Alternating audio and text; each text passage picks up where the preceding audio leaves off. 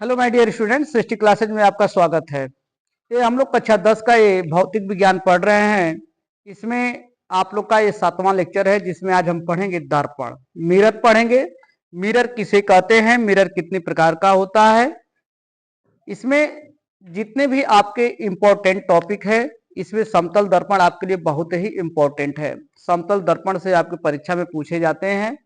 और यहाँ पर समतल दर्पण में उसका प्रतिबिंब, उसका समतल दर्पण का आवर्धन कितना होता है, समतल दर्पण का प्रतिबिंब कैसा बनता है। समतल दर्पण में यदि दो समतल दर्पण थीटा कोण पर झुके रहते हैं तो उनके बीच में किस प्रकार का कोण बनता है, कि सम बनता है कि विषम बनता है। और उसका जो है समतल दर्पण का विचलन कोण भी आपको समझना पड़ेगा कि समतल दर्पण में विचलन कोण कितना होता है। तो यहाँ पर हम लोग पढ़ेंगे आज दर्पण की। तो दर्पण किसे कहते हैं। दर्पण की परिभाषा होती है, कहा जाता है यदि किसी चिकने पारदर्शी माध्यम एक पृष्ठ पर कलई अथवा कलई कर दिया जाता है अथवा उसको लाल ऑक्साइड F2O3 से इसका हम एक प्रकार से रंग देते हैं और आयरन ऑक्साइड का लेप करके दूसरे पृष्ठ को परावर्तक कर दिया जाता है, उसे हम कहते हैं दर्पण। उसे क्या कहते हैं, दर्पण कहते हैं। तो सीधे तरीके से परिभाषा कहा जाएगा कि यदि किसी चिकने पारदर्शी माध्यम तल के एक पृष्ठ पर कलई अथवा लाल ऑक्साइड या लाल आयरन ऑक्साइड का लेप करके दूसरे पृष्ठ को परावर्तक बना दिया जाता है तो वह दर्पण कहलाता है। वह दर्पण कहलाता है। दर्पण कितने प्रकार के होते हैं, तो अब यहाँ पर पढ़ेंगे दर्पण के प्रकार, टाइप ऑफ मिरर। दर्पण दो प्रकार के होते हैं, एक होता है समतल दर्पण, प्लेन मिरर कहा जाता है, गोलीय दर्पण, स्फेरिकल मिरर कहा जाता है। तो इसमें हम बात करेंगे समतल दर्पण की। समतल दर्पण किसे कहते हैं, तो समतल दर्पण का परिभाषा होता है ऐसे दर्पण जिनका परावर्तक पृष्ठ समतल होता है, उसे हम समतल दर्पण कहते हैं। तो देखिए समतल दर्पण का डायग्राम कैसे बनता है। यह आपका एक जो है समतल दर्पण है और इसके दो पृष्ठ होते हैं और एक पृष्ठ को हम कलई कर देते हैं तो दूसरा पृष्ठ इसका परावर्तक हो जाता है।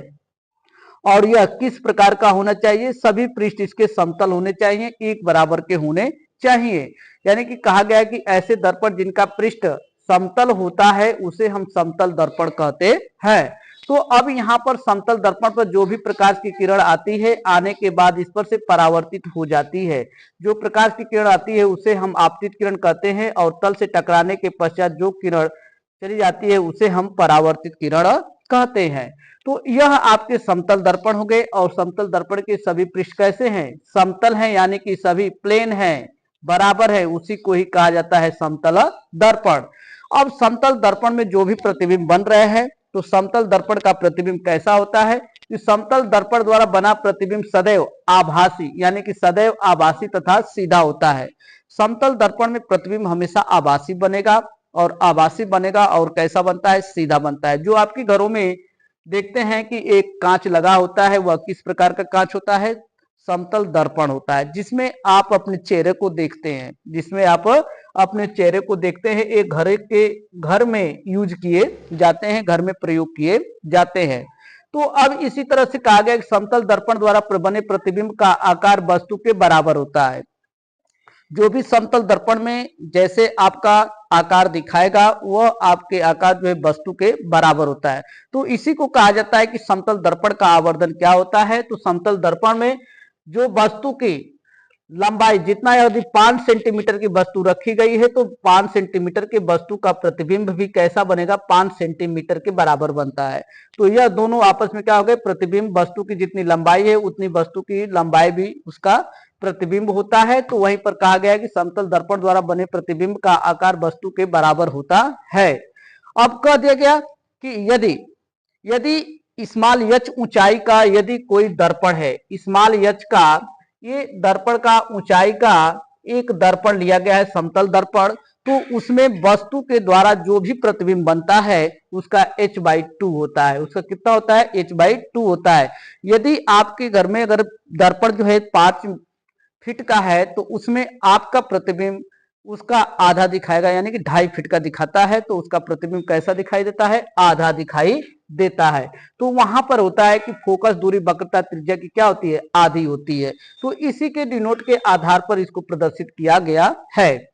फिर इसके बाद जो है कह रहा है कि यदि दो समतल दर्पणों के बीच का कोण थीटा हो, यदि दो समतल दर्पणों के बीच का कोण थीटा है तो प्राप्त प्रतिबिंबों की संख्या कितना होगा, यन का मान पूछता है कि यन का मान कितना होगा। तो इसका सूत्र होता है 360 अंश बटा के थीटा। यदि 360 अंश बटा के थीटा विषम है तो विषम में यदि कोण का मान उसमें दिया रहेगा कितने अंश के कोण पर वो क्या है, विभाजित है, तो उसमें बताएगा कि कितना अंश का कोण बनता है। फिर यदि 360 अंश बटा के थीटा माइनस 1, यदि 360 अंश बटा के थीटा ये क्या है, सम के आधार पर, यानी कि थीटा का मान कैसा दिया रहेगा, सम दिया रहेगा और उसमें जो भी प्रतिबिंब निकलेंगे प्रतिबिंबों की संख्या कट करके आएगी, उसमें से 1 माइनस कर देते हैं तो आपके सम प्रतिबिंब प्राप्त हो जाते हैं। तो अब यहां पर कह रहा है कि यदि दो समतल दर्पण है, दो समतल दर्पण के थीटा कोण पर झुके हैं तो उसमें उत्पन्न विचलन कोण का मान कितना होता है। जब उसमें जो भी समतल दर्पण जो आपस में झुके होते हैं थीटा कोण पर तो उसमें विचलन कोण उत्पन्न होता है। क्या होता है, विचलन कोण उत्पन्न होगा तभी जाकर के वस्तु का प्रतिबिंब बनता है। तो उसमें कह रहा है कि यह डेल्टा बराबर 360 माइनस 2 थीटा हो जाएगा, उसमें विचलन कोण का मान पूछेगा तो उसमें ये हो जाएगा डेल्टा बराबर 360 अंश माइनस 2 थीटा। यह इसके विचलन कोण को उत्पन्न करने का यह फार्मूला है।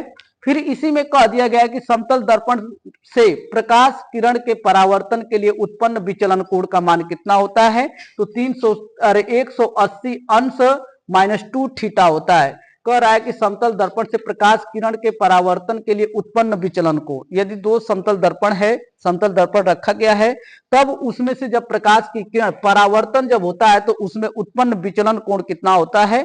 तो अब इसमें दर्पण है तो यह पूरा का पूरा यह कितने अंश का बनता है, हमारा इस पर कोण 180 अंश का बनता है। अब इसमें से प्रकाश की किरण आती है और तल से परावर्तित होती है, तब उसमें से हमारी 2 थीटा माइनस हो जाती है।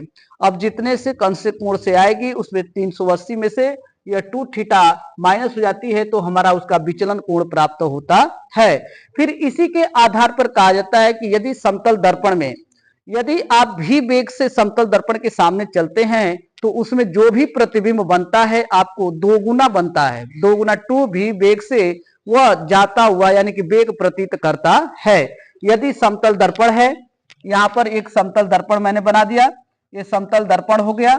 अब कह रहा है कि यहां पर ये कोई भी व्यक्ति भी वेग से गति कर रहा है, भी वेग से गति करता है तो इसका जो है दर्पण में उसका 2 भी वेग उसका गति जो है प्रतीत होता है, यानी कि दोगुने वेग से वह गति करता हुआ यानी कि जाता हुआ प्रतीत होता है। यह समतल दर्पण है, समतल दर्पण हो गया।